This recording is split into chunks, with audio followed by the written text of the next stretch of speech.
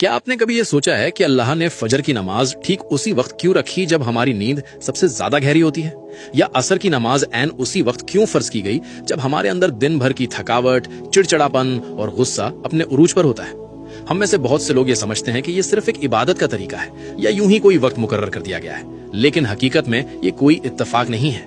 अल्लाह ने 5 वक्त की नमाजें बिल्कुल उन्हीं वक्तों में फर्ज की हैं जहां आपकी रूह और आपका दिमाग सबसे ज्यादा कमजोर होते हैं।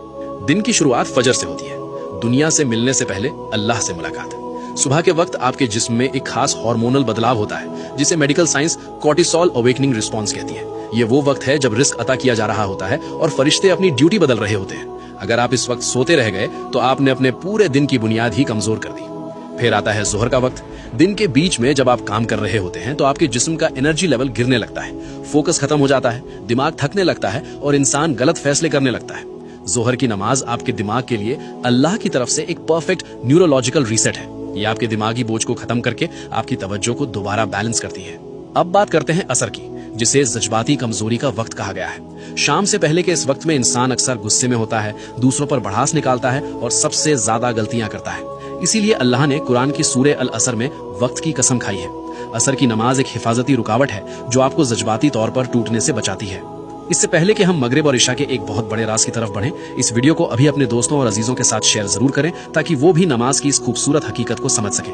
मगरिब, बदलते हुए लम्हों का वक्त। जब सूरज गुरूब होता है तो आपका दिमाग दिन की रफ्तार से निकलकर आराम की तरफ जाने लगता है। ये एक ऐसा ट्रांजिशन का वक्त है जिसके बारे में हमारे प्यारे नबी हजरत मोहम्मद सल्लल्लाहु अलैहि खास तौर पर तंबीह फरमाई है। जब रात दाखिल होती है तो गैब की मखलूक ज्यादा एक्टिव हो जाती है। मगरिब सिर्फ एक नमाज नहीं बल्कि अंधेरे की दहलीज पर मिलने वाली एक मजबूत हिफाजत है। और आखिर में इशा, अंदर की दुनिया की हिफाजत। जब अंधेरा छा जाता है तो इंसान के अंदर ओवर थिंकिंग बढ़ने लगती है, दिल पर एक अजीब सा जज्बाती बोझ महसूस होता है। इस्लाम में नींद को एक छोटी मौत कहा गया है जहां आपकी रूह कब्ज की जाती है। इशा की नमाज गैब की दुनिया में दाखिल होने से पहले आपकी आखिरी हिफाजत है। याद रखिए, जब आप कोई नमाज छोड़ते हैं तो आप सिर्फ एक फर्ज नहीं छोड़ते बल्कि आप वो खास लम्हा खो देते हैं जो खालिक ने आपको संभालने और सुकून देने के लिए भेजा था। या अल्लाह हम सबको और हमारी नस्लों को 5 वक्त की नमाज कायम करने वाला बना दे। कमेंट्स में एक बार दिल से आमीन जरूर लिखें।